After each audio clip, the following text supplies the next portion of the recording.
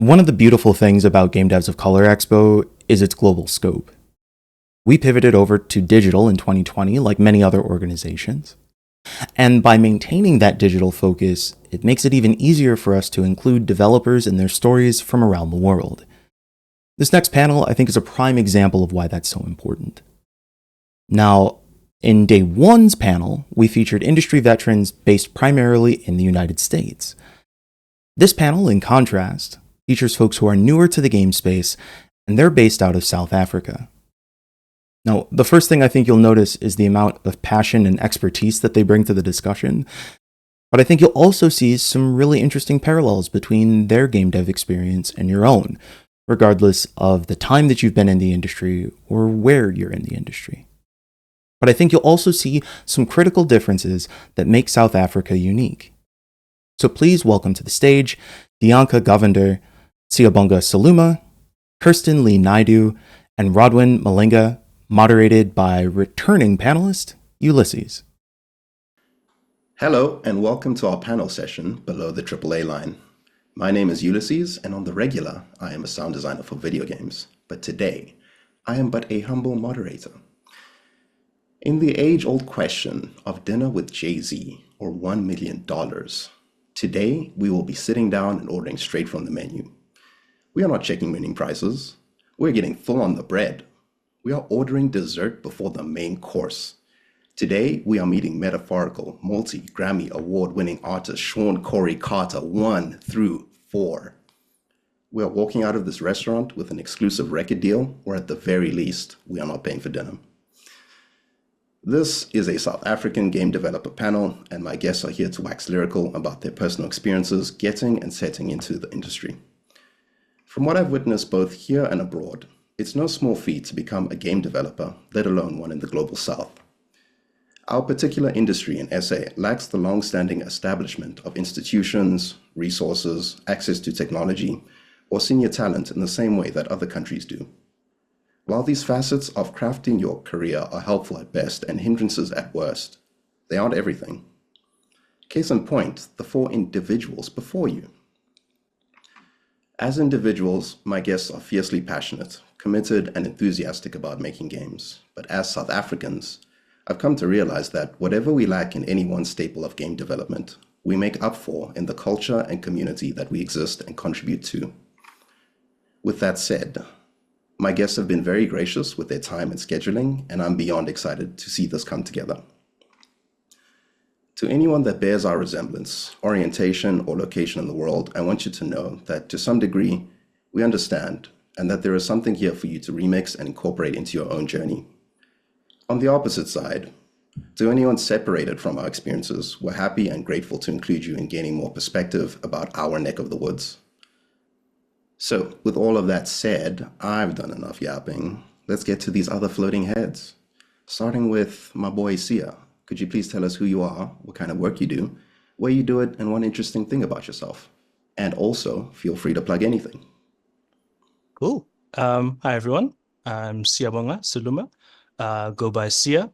I work at 24-Bit Games. We do reporting and co-development for a bunch of different titles, such as Neon White, Totally Accurate Battle Simulator, Broforce, A Memoir Blue, etc., etc. Yeah, we are based in South Africa, Joburg specifically. And yeah, I'm currently senior QA at 24-Bit. And one interesting thing about me, man, you put me on the spot here. I am currently juggling 3 gacha games, and I need serious help. That's wild. I'm doing my best.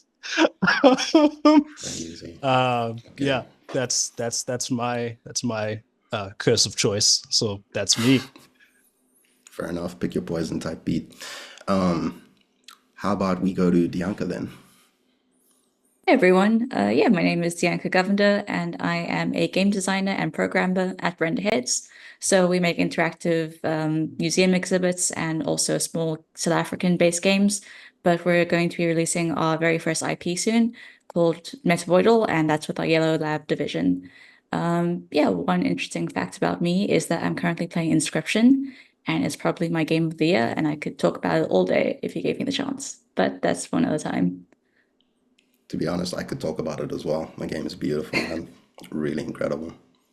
But yes, thank you for that, Dianca. How about Rodwin next? Hi everyone, my name is Rodwin Malinga. Who am I? Well, I'm just a guy, honestly. I work at Nyamakop as a game and level designer, and the type of games that we make at Nyamakop are games that are authentically African. We try our best to make African games about African experiences. And something interesting about me, I don't know, I like skateboarding. Yeah. That's fair. That's fair. Okay, cool. Oh, Thank you you said very I much for can that. I can plug anything, right? Yeah, go ahead. I want to What do plug you have cooking? Balatro. Balatro, dude. Have you Yeah, played that game? Oh my gosh. I haven't. I actually was teasing my one programmer friend about it, and then it popped off, and I was like, okay, I guess I'm the clown here, not seeing the greatness, in front of me. Fair. When I said plug something, I thought it was going to be something from you, but that works as well. Kirsten, how about you give us an intro? Cool. I'm Kirsten Lee Naidu, and I am a business developer at Landfall Games. It's a Swedish indie studio. They make tabs, content warning, stick fight, but I work for them remotely, so I'm based here in Cape Town. Interesting fact about me is I really love dogs. I'm obsessed with my dog. That's adorable. Cool. Thank you for that, Kirsten. Yeah, you're doing a lot of interesting stuff at Landfall. We've got so many interesting guests over here. I figure we can start off with some softball questions and then just see where the night takes us. You know what I'm saying? Yeah. So, yeah, let's go with some opening thoughts about the SA game industry and I guess the industry as a whole. I'm going to ask Rodwin to start us off. What are your broad feelings about the industry we find ourselves in at a global scale? It's exciting. So it's not as big as, a lot of the northern parts of the world. But it's growing really, really quickly. I think you hear a lot of things like we have the biggest untapped market in Africa because there's a lot of people that have like access to smartphones and access to computers that aren't playing games right now. So if we could tap into that market, it would be really awesome. So it's exciting, but it's really daunting because we're competing with I don't know, like From Software, we're competing with EA. It's quite daunting, but super exciting. It's like we're on the front lines of something great, like just on the frontier. Oh, definitely. Yeah. Yeah, I feel like the industry as a whole is quite large and vast. And so I guess because of that and how many games come out, we kind of get overshadowed a bit. Yeah, it's interesting. How about you, Kirsten? How do you feel about the industry as a whole? I definitely agree that it's fast growing, kind of at a rapid pace. When I graduated a few years ago, a lot of the companies that exist now and at the scale they're operating was just not possible. But also, we have a lot of talent, and that's the thing that I think is really great about us. We have so many people doing such cool things and wanting to be in games and a lot of interest. And I think that is what makes it really cool. Sia, how about you? I feel generally optimistic in spite of every reason not to.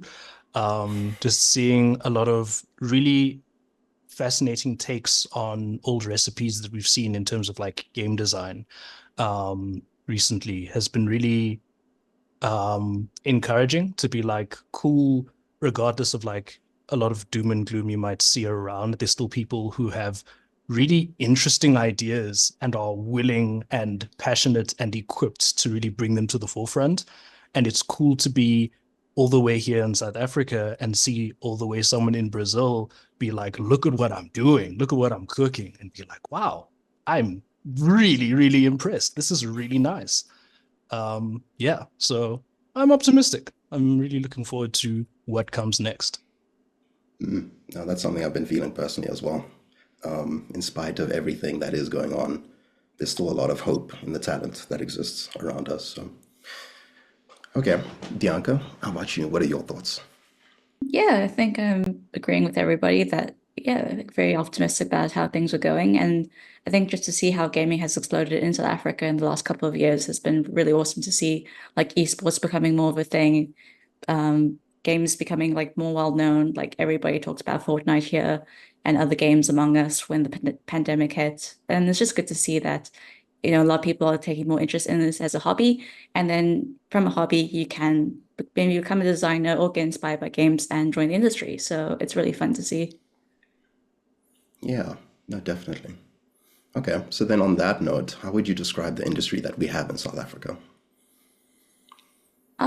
I think it would be quite small and tight knit is definitely the how I would see it, because yeah, there's not a lot of studios and it's quite small, but everybody's very friendly, everybody's very welcoming, and there's a lot of feedback and interaction between people. Like if you have a game that you want to show off, you can get lots of feedback and room for improvement. And it's just great to see. Okay, very fair. Does anyone have like a similar experience or description of SA? How about you, Rodden? So what was the question? I'm sorry. No, no, no worries. How would you describe the industry that we have in South Africa?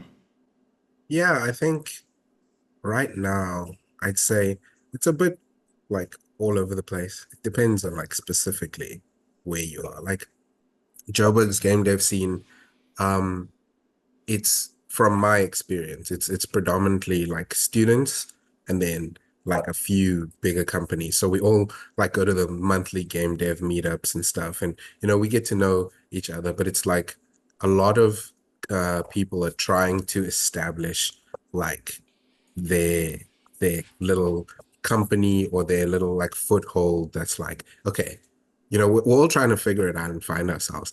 But then when I think about like Renderheads or I think about Freelance, it feels like Cape Town is already established. Obviously, I'm not there, so I can't say for sure. But it seems like down in Cape Town, it's like more we finished the experimental phase and now we're down to business. So yeah, that's kind of like how I see it right now. Obviously, we Yeah, are going to get there. Like my company is I think one of the bigger players in Joburg, also see as company 24, but I think we're still playing catch up a little bit. no, I definitely feel that because, like you say, or at least my perception of this is like in Johannesburg specifically, it kind of feels like we have a very like industry and student type of relationship. So like some like you're practicing and then you're like official, and then Yeah. in the Cape Town scene, it is like very official in the sense that there's a lot of indie studios and stuff, and like the culture is a bit more experimental. But yeah, maybe Kirsten, you can like describe that, seeing as you're from Cape Town or predominantly working more in that scene. Yeah, I think in Cape Town we actually have the opposite problem where there are a lot more industry folk and not a lot of students like coming to our meetups and participating, which is interesting. But also I think it's because, WITS exists in Joburg and that's a course that's taking on, hundreds of students every year, teaching them game dev and then graduating them. Whereas in Cape Town we have like smaller design colleges or like, smaller courses related to games. So we generally have a lot fewer graduates. I think in Cape Town, we have a good culture of getting together relatively frequently to do jams, to do meetups. But we do definitely have a lot more get-togethers amongst like industry professionals. And I think that's probably why our community is doing a little bit better because we do have the culture of frequently talking to each other, asking for feedback more so than we do online. It's actually like a lot of it is in person. No, you guys have fun in Cape Town. I can confirm that. But yeah, that's a very interesting point on the fact that like we have more students over here and there's more industry folk down there. Given that there's like a lot of students like passing through all of these major industries, like how do you see that, Siyabonga? Like how does that define our SA scene on Johannesburg specifically? So I find that in the Joburg scene, what that means is you have a lot of people who come to, for example, the meetups, and they're like, all right, hire me, hire me, hire me, hire me, hire me. And understandable, like you get why, right? Because we have Nyamocorp up here and 24-bit up here, and not and the students don't really know any other options when they're up here in Joburg. So they come to the meetup, they see two big companies, and they're like, "Oh, easy, hire me." When it's not quite that. Whereas I would imagine down in Cape Town, the discussions are a lot more about, oh, I'm working on this cool thing. I'm like, oh, word, how is that going? Like with that cool thing, I'm like, oh, these are the challenges that I'm facing. Like, and there's much more of a, we're already in, how do we go to the next level, Or I have a very specific problem that only people who are in the industry will understand. This is a really rich place to get that kind of feedback and that kind of help. And that's not to say there's anything wrong with having all of these students up here. That's kind of where else you're going to get new hires, where else you're going to get new talent, where else you're going to get new ideas and new skill sets. But it comes with its own different challenges that you have to navigate around and be like, how do I help these people get in? How do I help these people get to where they want to get to? Because these two studios can't absorb everyone. That's just not feasible, but you want to, and you have to, because you really want that talent to kind of blossom in the right environment. So up here, up in Joburg, we do have a different kind of problem. Whereas you don't want to just be like, no more students, because obviously that's just shooting yourself in the foot. That's a terrible idea. Yeah. Okay, no, very well put. Yeah, thank you for that. I'm wondering then, this is a very open question, what kind of values or inclinations have you noticed amongst the different communities that we have in SA here? I'll ask Dianca to start. So like I've been with the Cape Town and also Joburg community. Even though there are differences, there's a lot of similarities. I think everybody's open to learning and also just to talk about games as like from design perspectives, from sound perspectives. And I think what's really interesting as well is that you have people from different industries also come into games, come to these meetups as well, and also to learn about games. So I remember in this one meetup, we had like somebody who is a drama teacher come through. And I think it's just interesting to have a very outside and different perspective come in and chat. And I think you can learn a lot from that and from different people who aren't in the games industry when they come in and they chat to everybody and learn more about the community. Right. Okay, very interesting. Kirsten, do you echo that sentiment? Have you noticed similar things? Yeah, definitely. I think just the core value is people want to create and usually collaborate as well, and that's really cool. But there's very much this energy of people really want to make stuff and they want to learn to make stuff. And we also have quite a like alternative scene as well. Like not everybody is trying to do a lot of what's been done. Like they're trying to push boundaries, make weird controllers, make artsy games, which is really cool as well. Right, lovely.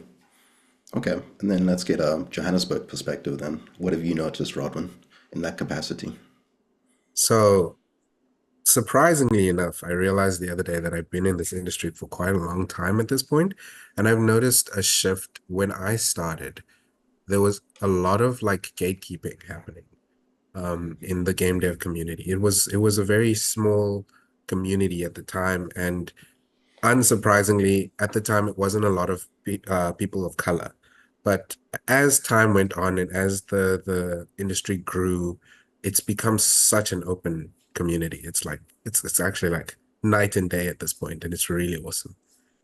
Yeah, so I think while I can't compare uh, Cape Town to Joburg because I haven't spent much time in the Cape Town side, the Joburg community has really blossomed and grown a lot, and it's probably one of the most open and welcoming communities like ever in the world, probably.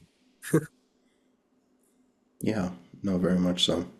I think also just personally, I've also just noticed what you're mentioning. But then, all of the positive qualities of like things opening up and then like the culture and like the kinds of people that you meet at this point in time are very starkly different. Everyone's like more on the same page of like we're in this together, like the sense of community is like really present throughout Yeah. like all of the meetups I've been to. between both scenes. Yeah. So with all of that said, I think let's take a step back and like speak more specifically about our guests over here. So we're all pretty new to this. None of us are veterans by any means, and I selected each of you because of that fact. I think it's very interesting when people who have made it into the industry and still have like a fresh memory and idea of like all of the things that they had to go through to come into like the space that they are, can like speak of them presently, rather than like 10 years from now we come and like, oh, let's celebrate Kirsten and all that she's achieved. We can talk about it now so that it's more relevant and like people can use it. So from that perspective, let's start with Kirsten, and I'm just going to ask you, what would you say was your overall approach / core philosophy to securing a role in the industry? Yeah, I think I kind of had a willingness to do basically anything. Like I was very okay with joining a company and being an intern and like, making meeting requests, like doing administration at a company if it meant that I could gain experience. And I think that was kind of core to why I had the job. Like one of the first things that I did was reach out to people and say, hey, I don't have any experience and there's no South African companies who are allowing me to join them because they're only hiring people that they need and they generally need people with a lot of experience. So I need to start getting experience. So can you hire me as an intern, like for very little money, as long as I can just learn something?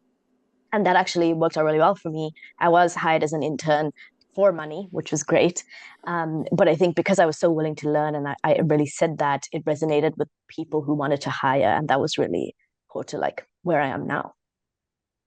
Yeah, that's lovely and actually too real. That there's just no jobs when you're starting out, bro. For Yeah. real. Yeah. Okay. To contrast that, how about you, Sia? What was your overall approach, core philosophy in securing your role in the industry? Yeah. So I want to say it was highly strategic and all well thought out. It was not. Basically, I was in year 2 of the Wits game design course, and up until that point, it was cool. I just need to graduate and I'll be set. Just got to get the degree. That's all that needs to happen. Round about year 2, it became apparent to me that, hey, buddy, where are you going to get the job from? And I sat there and I was like, oh, that's a good question. Um, at that point, I wasn't super familiar with game design as like a career, so I didn't know what the options were once you graduate. I didn't know what companies were out there. What are those companies looking for? What type of games do those companies make? Um, and generally, like, what are people looking for? So what my approach immediately became was to turn slightly to the left and realize that there are game meetups that are being arranged, or these community events being arranged internally within the department, initially, because our community scene was quite small back then. So you'd have people in the department being like, hey, let's get together after school, hang out in one of the labs and like really look at what's happening in the industry together. Sometimes we can get people over to come and talk to us, sometimes we can't, but let's just get together and talk about games. People bring their prototypes, and let's just talk about this as more of, let's talk about this as more than just a course that we have. Let's talk about this as like a career. What do we do outside of this?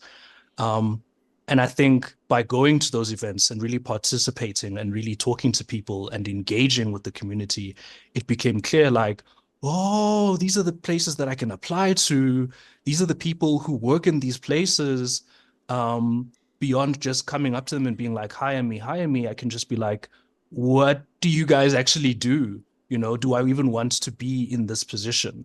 Do I want to actually work for you guys? Or do I want to start looking at places overseas? Like, what are my options? And in doing that and like really engaging and showing up, a lot of people see you do that. And a lot of people see you with a willingness to kind of engage and a willingness to make a career of this. And that really helped when I started applying to places, and they'd be like, "Oh, we know you. You've been around. So and so has spoken well of you. So and so says that you do this stuff." I'm like, "Oh, that okay, cool. I didn't know that was gonna work out, but I'm really glad that it did." It was less of a strategic choice of I'm going to talk to this person and they're going to get me set up here. It was more of a I really need to get more involved in this industry, in this community, Right. and see what people are doing. Like, what exactly is the space and where can I fit in?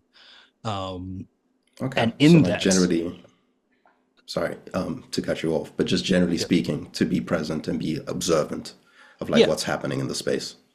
mm, Okay. No, that's a lovely approach. You find it's actually very common amongst like everyone in securing that first role. Dianca, what would you say was your approach? Yeah, so my approach initially was, okay, I'm finished with my degree. Let me create a LinkedIn profile. Let me set up my CV. Let me do all this stuff. I realized, oh, I don't really have much to say about myself or anything like experience-wise or anything to really show. So I was like, okay, let me put out each page. Let me show all the stuff I've done during university and stuff. And that was great, but it didn't really have a lot of traction. People aren't really like looking at your profiles and stuff. And I realized that now it's more about being there in person, showing up to things and community, as Sia said. So it's just more about being there. And the reason how I got my job was because I went to Africa Games Week and I met my current boss there and we were just talking and think about like hiring or like, oh, I need to get a job. And go in with the mindset of that. So I just thought, okay, let me come here to learn, know what's up and know about these different companies, which I didn't really know about before. And I think just putting myself out there and just talking to people was more beneficial than like just saying stuff on LinkedIn about myself. So I think it's more about it's not about selling yourself, it's just about talking to people. And I think that's really the core of it. Right, lovely. To follow up on that, I think whenever someone attends one of these events where like you meet someone in like a higher position, what was your approach like to speaking to this person? Because it's very easy to, I don't know, put on a kind of like face for yourself and be like, I need to present myself as the most like qualified or capable person. Did you have anything in particular in mind when you were speaking to this person? Not really. All I knew was that okay, he was a boss of the company and I was a very nervous wreck. But I think just chat casually about games in general and oh, I'm a student. I'm also just looking for a job, but I'm looking to gain experience. I didn't really think too hard about it, and I think yeah, is don't think too much about it is probably my advice. And the person you're talking to is just a person as well. So don't be too nervous like I was. Right. Yeah, just show up as your authentic self and take things from Yeah. there. Okay, that's a well put point. Rodman, how about you? Okay, so sometimes you can't be your authentic self. Sometimes you need to be the best version of yourself, even if you're not there yet, right? So No, I we love a found bit that of controversy. Go ahead. yeah, what got me into this industry was always striving to be the best version of me. So when I met my current boss, I saw the stuff he was making and I was like, damn, that guy is going places. So I don't even remember how, but I got his Twitter information and I DM'd him and I was like, dude, let me be an intern. And he was like, we don't do interns. So I was like, I'll do it for free. And then he was like, look, we need somebody to do VFX. And at the time, I did not know how to do VFX. And I was like, I can do that. Um, so yes, I lied. However, something that I learned through my varsity experience is if you promise to do something, you got to make sure you do it. So while I did lie at the time, I got into this habit of making sure that if I make a promise, if I say I'm going to do something, I by all means I try my best to like follow through on it. And if you can get into that habit, I think you can get a job in this industry pretty well. So I basically did what Kirsten did. I grafted. I said, I'll do whatever it takes. I'll do it for free even. And maybe I overpromised a little bit, but then I also made sure to over deliver. And that's kind of what got me where I am now. Okay, fair enough. I said controversy earlier, but I think counterpoint is like more accurate because I guess there's no real true way to approach anything, and that kind of just is exemplified by what everyone has said here.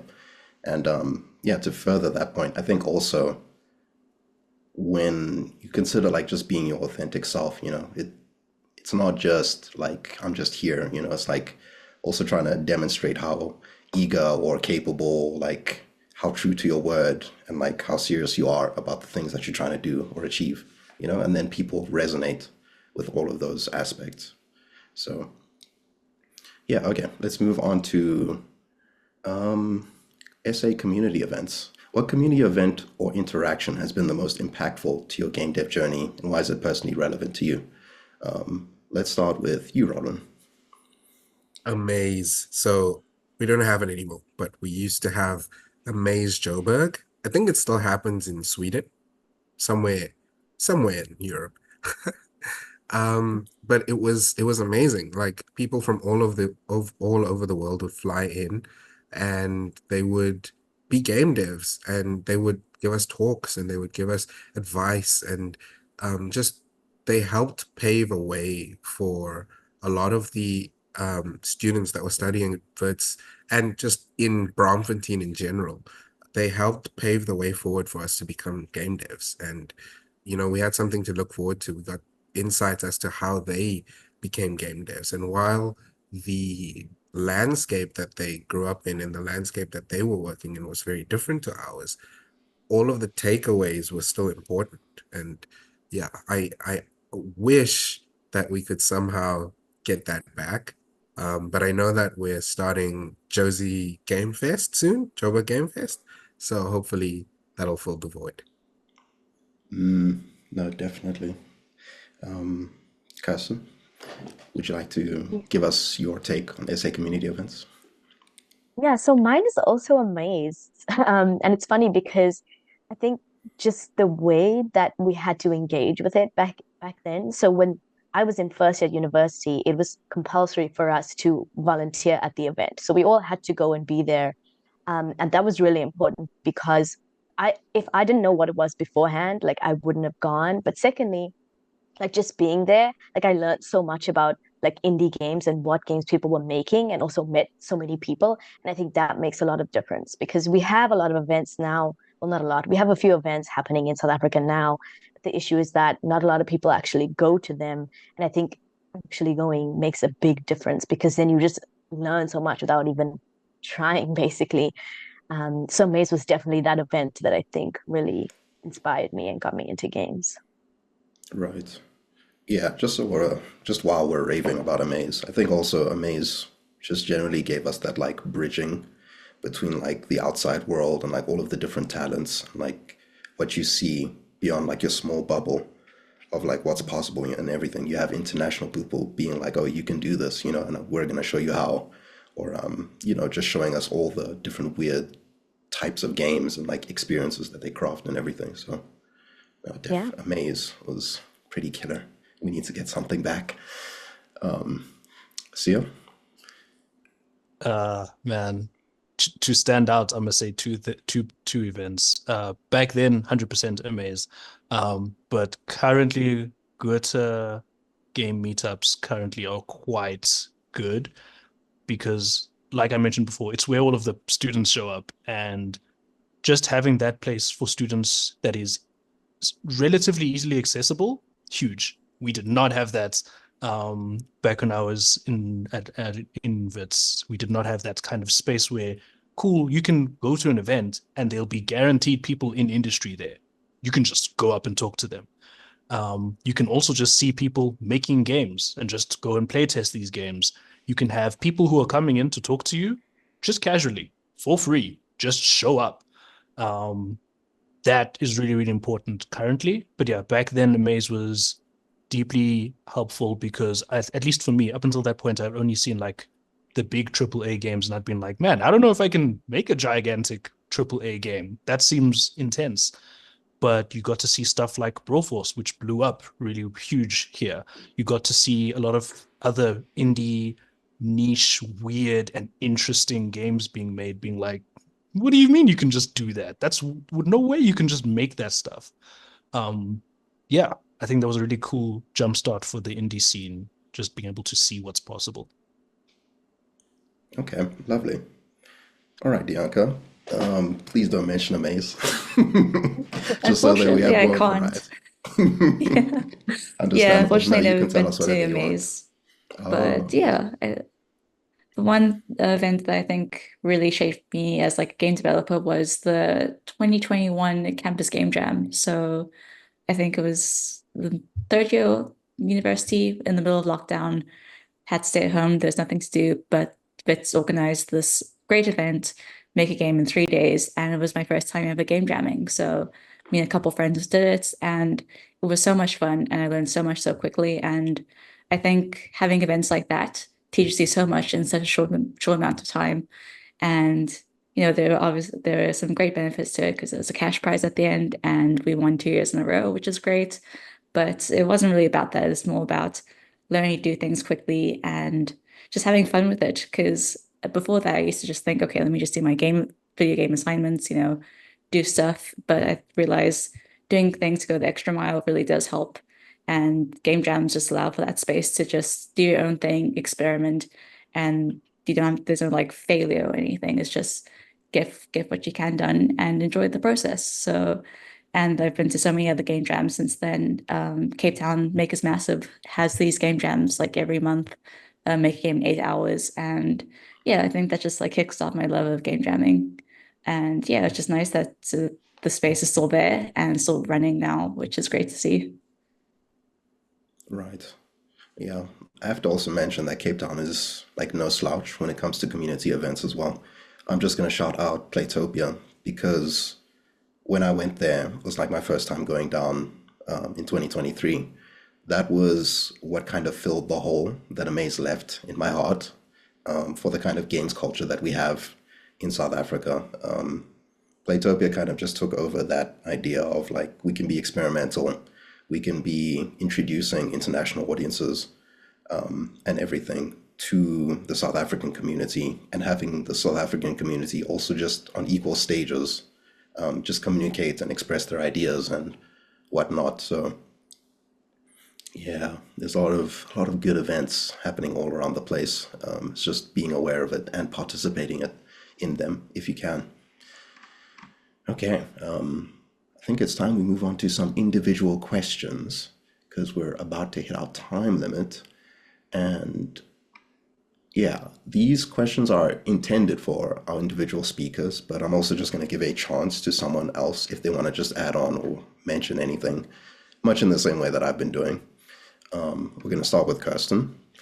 Do you have any specific ambitions or ideas with how Landfall or other international organizations fit into supporting or collaborating with the SA game dev scene?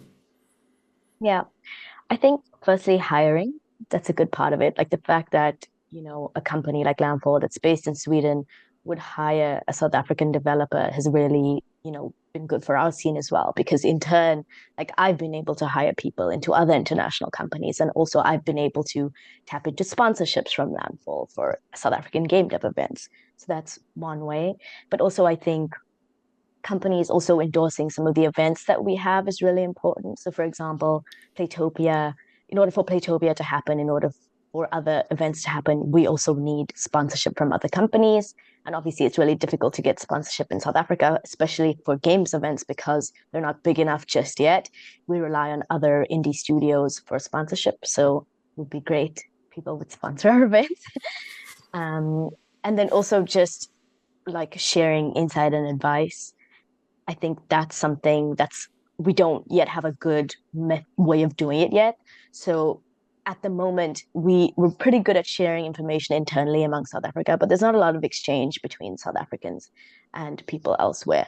And there need to be more spaces for us to be able to do so. I think games events is one thing, but then we only really get access to people who make it all the way over here, and we're quite far away from everybody else. And we still need to figure out what that exchange looks like, whether it be internships or something like that, but more like cross pollination be really good. No, all excellent and lovely points. Does anyone want to comment or add on to that? All right, fair enough. Dianca, what role did your tertiary education play in preparing you for your first official role at Renderheads, as well as your day-to-day tasks or relationships? Yeah, so I think tertiary education has made me learn how to wear different hats. So I think a lot of people can talk about this is that, the game dev scene is so small that you will do different roles in your day to day. So I do programming and design. So I kind of have to switch between the two. And I think learning that through university projects really helped me prepare me for being able to do different tasks and see different things at once, and also it just makes me cognizant about like what other people are doing as well. So like if I'm programming something, I just need to like know, okay, to the artist, this is what I need like file wise and technically. So I think it's just really helped me like bridge everything together in game design and give me like a really holistic understanding of everything. And relationship wise, we do a lot of group projects and stuff in university. And that translates really well when you work into a company where you do interact with a lot of people, and it's just managing each other, managing yourself, and also just being accountable and making sure you get your projects done. So I think it just really, really simulated like projects in university really helped me um, in my job now, which is great. So I can definitely feel like it almost feels like continuation instead of like very separate things, which is great. Right. Okay, sick. Just to follow up on that, if you have some like insight, do you feel like tertiary education is like absolutely necessary for you to succeed or attain some kind of job in the industry? Um, I want to say no, but I know that all of us went to like university and we went to VITS and we did the course. But I think it is possible. You just have to have a lot of drive and commitment and also put yourself out there in the communities and events and be in the spaces. And there's like so many opportunities to learn online, so many free courses and stuff. So it is definitely possible. I think for me, I just need that motivation of learning game development from someone else and like being accountable for like projects and stuff. And I think I would have gotten here on my own without like some sort of deadlines and um like stuff to follow through with. But I think it's possible, yeah.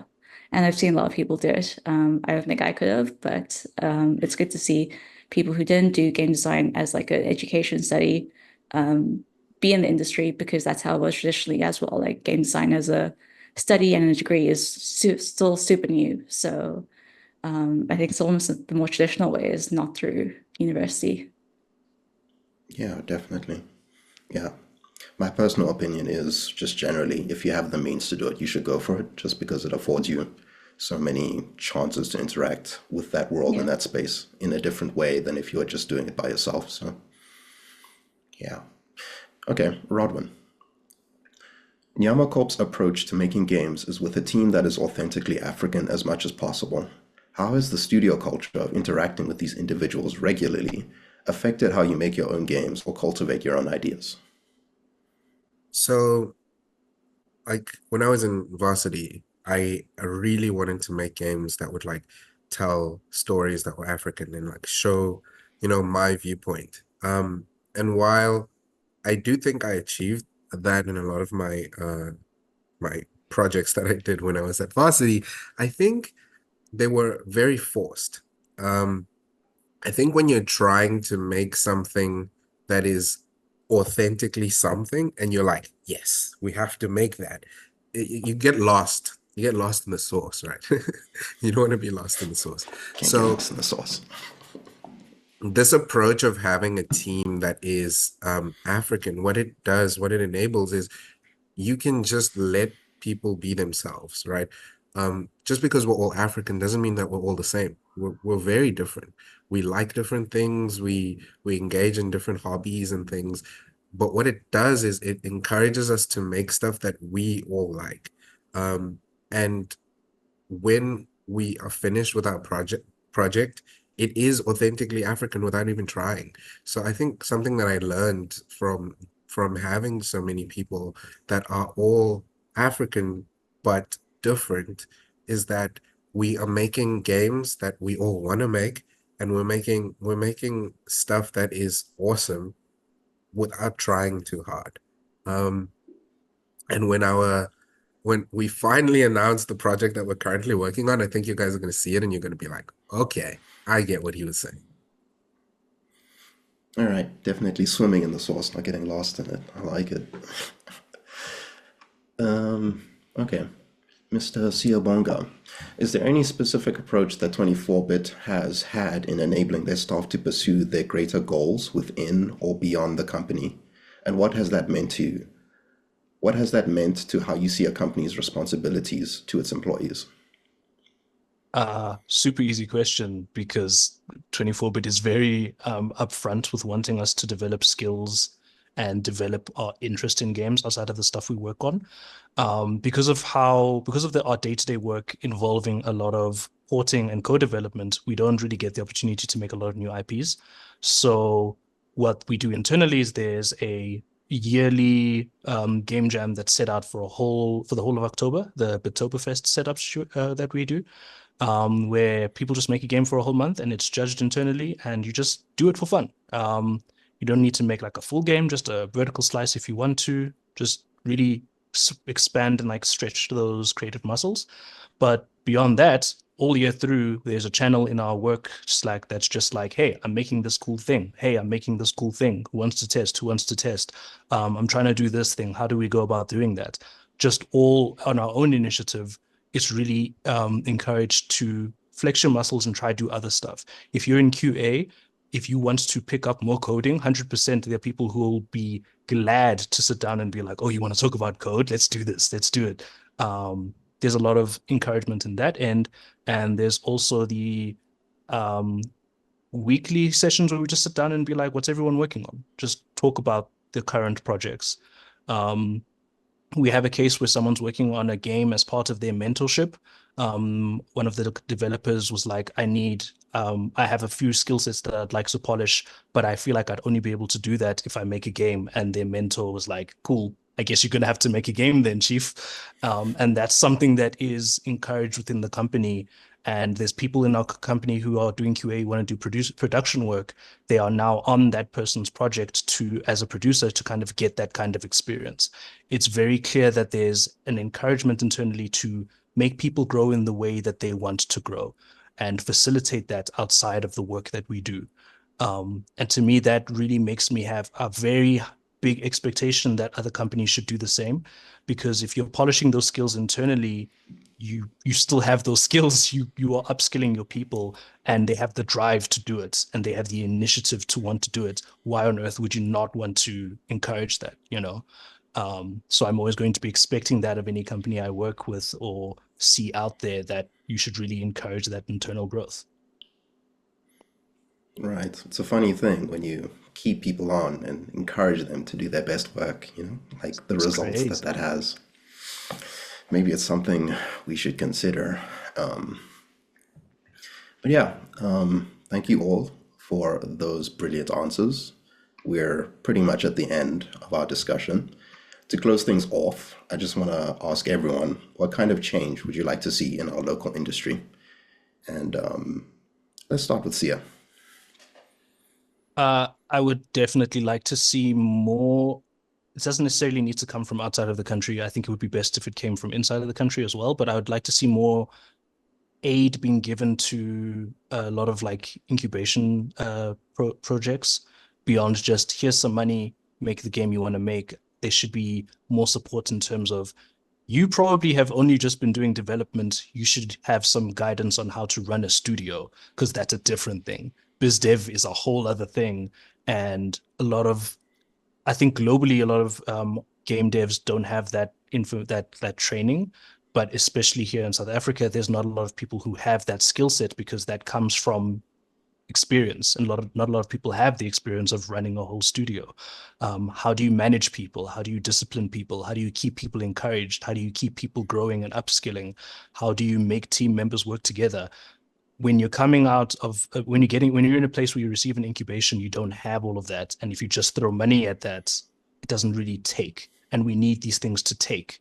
We need more of these. We need more options for studios. We need more growth. We need places that aren't just Nyamakop and 24 bits being able to receive all of the people who are clearly dying to make stuff. Yeah, so I would say there needs to be more support for like smaller groups trying to do stuff. Right. No, beautiful point. How about you, Dianca? I think on my side, what I want to see is the South African industry to be more known internationally, but also locally. So, when I was in high school, I didn't know about any of the companies that we're talking about today. So I'd love to see more interaction between the South African game industry and like the public. So I want to see like Nyamako being talked about, like newspapers and radio when they release their game and stuff like that. So I think just creating that general local interest would be really great for encouraging funding and people to join the industry and support it. No, that local support is very like integral for us to succeed. So excellent point as well. Kirsten, how about you? Yeah, on top of the things already mentioned, I guess I want to see a lot more job creation as well. Like I think even just for internship positions, junior positions, I think we don't have a lot of entry level positions currently at all of the studios that are currently, up and running and doing well. So I'd like to see a lot more entry level positions available. Right. Okay, and then Rodwin, to close us off. I think we have a lot of like infrastructure, we have a lot of like networks and groups and systems happening to get people who are already in the industry to talk to other people who are already in the industry. I'd like to see into getting the people who aren't there yet but have the skills or have the drive to the people who have the knowledge and the money and the jobs. So like if we could get the students that are just coming out of Wits or Vega or wherever they're coming from in the country or the continent to the places like Cape Town more easily and frequently, because they don't have money. Like they just came out of varsity, some of them are still studying. And they're the people that we need to grow the industry, but they are struggling to get to the places where the big deals and big conversations are happening. So if we can somehow get them there, I think we'll see massive change in the industry. Right. Excellent. Okay. Thank you all for your time and presence on this. I really value all of your insight. It's good to have you all in like one space to like clearly put all of these ideas out in the open. Yeah, I hope this has been helpful to everyone there at home. And I guess this is us signing off. Thanks for your attendance. Peace out.